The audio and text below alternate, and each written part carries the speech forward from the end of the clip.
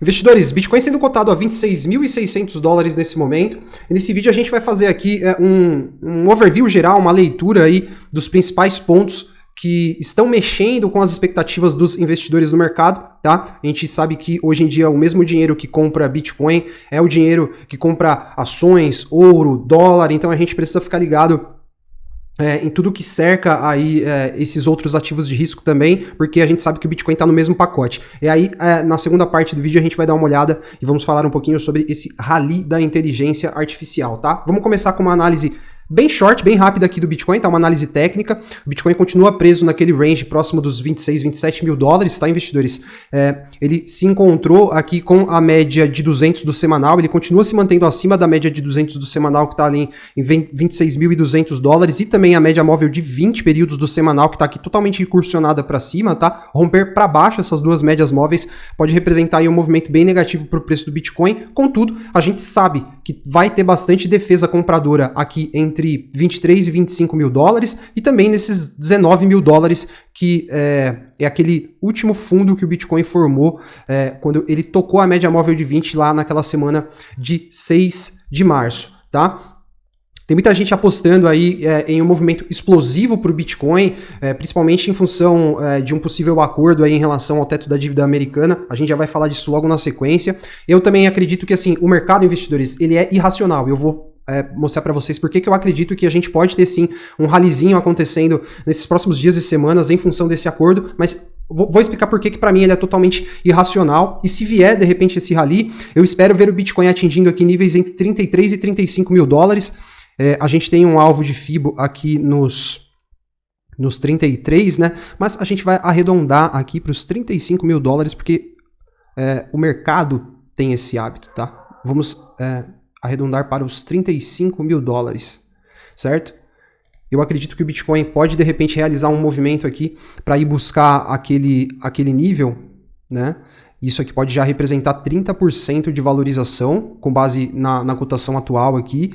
E, cara, você entrar numa posição em long, com uma alavancagem razoável aqui, mínima até, já consegue um resultado muito bom, caso o Bitcoin consiga ir lá buscar aquela região dos 35 mil dólares. Contudo, eu já pontuei para vocês que eu não acredito muito que o Bitcoin vai conseguir se sustentar acima do nível dos 30 mil dólares, tá? E aí a gente já vai entrar, então, nas pautas aí que envolvem o mercado em geral, certo? A gente continua, investidores, com aquele imbróglio, né, da negociação em relação à elevação do teto da dívida americana, e a gente nesse momento tem uma parte dos investidores acreditando que um acordo para a elevação do teto da dívida é muito bullish, os mercados vão explodir e vão jorrar liquidez por isso, e existe uma outra parte dos investidores, o grupo que eu faço parte, que acreditam que mesmo com um acordo em relação à elevação do teto da dívida, isso não é positivo para os ativos de risco, tá?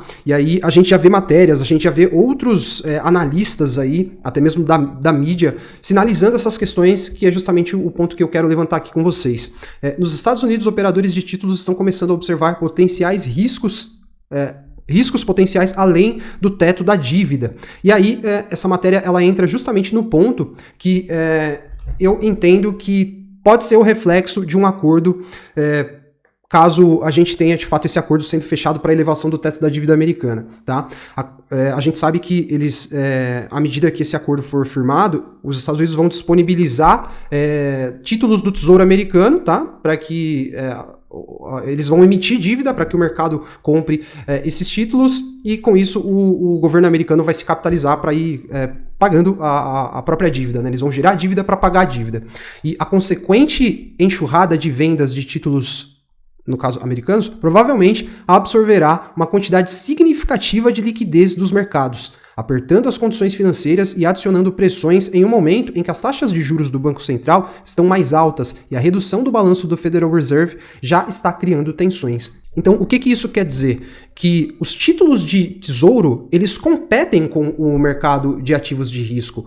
Quando a gente vê a oferta de títulos do Tesouro Americano sendo elevada no mercado, isso não é positivo para os ativos de risco, porque os ativos de risco competem com os treasuries americanos. Então, uma maior oferta de títulos vai fazer com que menos dinheiro para ativos de risco a gente tenha. Por quê? Porque esse dinheiro vai ser convertido em dólar e vai ser alocado em tesouro americano, né? E eu acredito, investidores, que um acordo em relação ao teto da dívida americano, ele vai ser benéfico, no caso, para esse cara aqui. E ele já se manifestou, tá? Que é o DXY. Ele já voltou a se projetar para cima aqui, ó. A gente já tem 3 semanas de alta, tá? À medida que nós estamos nos aproximando de fato de quando vai acontecer a elevação do teto da dívida, eles não têm outra alternativa a não ser elevar. A gente já tá vendo aqui, ó, o DXY subindo. A gente já tá vendo também os títulos do Tesouro voltando a subir, se projetar para cima nessas 3 últimas semanas, tá vendo? E para o Bitcoin, isso não é positivo. A gente consegue ver aqui, ó, que o Bitcoin já não conseguiu mais subir desde nessas 3 últimas semanas. Inclusive, ele está fechando um spinning top aqui nessa semana atual, né? Se ele fechar assim, ele vai fechar com esse candle característico aí de indecisão do mercado. E, além disso, além desses fatores relacionados ao teto da dívida, a gente ainda tem a inflação persistente. Nessa última sexta-feira foi divulgado o PCE, que é o índice de preço ao consumidor que exclui energia e alimentos, e ele veio maior do que o esperado. A gente tinha uma projeção de 0,3 e ele veio 0,4 acima. A inflação é persistente, e isso já fez com que o mercado tivesse uma reviravolta em relação à expectativa para os juros americanos, que mais uma vez a gente já está vendo aqui, ó, o mercado projetando mais uma elevação, tá? E o mercado está projetando uma elevação para junho e também para julho. A gente já tem aqui 64% de probabilidade sendo trazida aqui pelo CME Group de termos um aumento já na reunião de junho e também 27%, né, de probabilidade da gente ter um novo aumento lá na reunião de julho. Então, quer dizer, o capital disponível para ativos de risco, investidores, ele vai continuar sendo drenado, certo?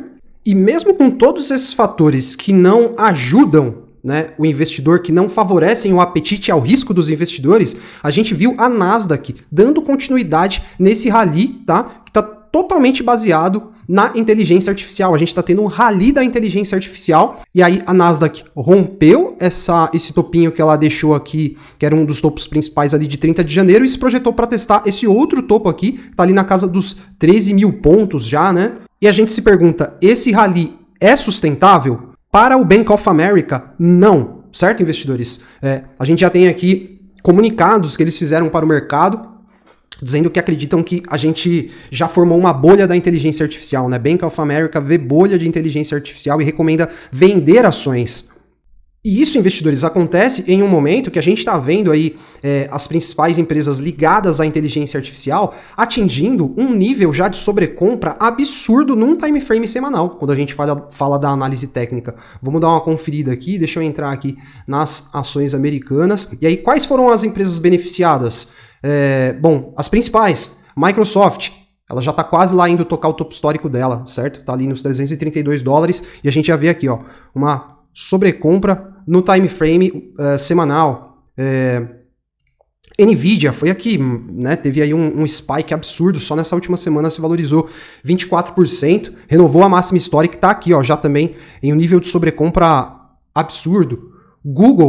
Google também está se projetando para atingir aqui um nível de sobrecompra, já está bem próximo aqui nos 67 pontos, a partir dos 70 pontos, isso aqui já é considerado uma sobrecompra. Meta, Facebook, também já atingiu aqui uma sobrecompra no time frame semanal. E como eu mostrei para vocês, investidores, essas empresas de tecnologia que puxaram a Nasdaq são as empresas que estão sustentando o S&P 500, tá? Então a gente está para ter um rompimento aqui desse nível de resistência dos 4.200 pontos no S&P, só que assim, o S&P ele está se sustentando com essas 5, 6 empresas aí.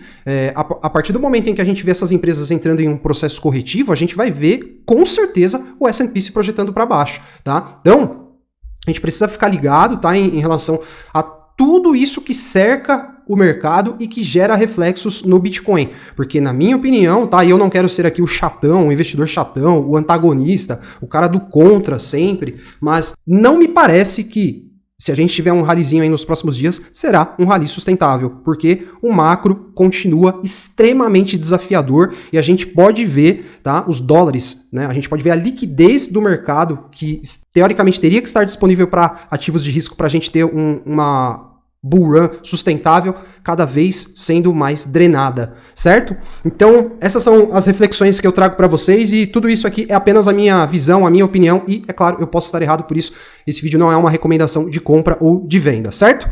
Eu vou fechar aqui a nossa análise pedido para você, cara, deixa o like para fortalecer o nosso canal, principalmente se você gostou da análise, não esqueça, isso não machuca o seu dedo, aperta o botãozinho de like aí, por favor, e também se inscreve aí, cara, para você continuar acompanhando a atualização do nosso conteúdo, a gente sempre traz análises legais pra gente estar aí cada vez mais preparado para surfar o próximo ciclo de alta dos mercados e ganhar bastante dinheiro.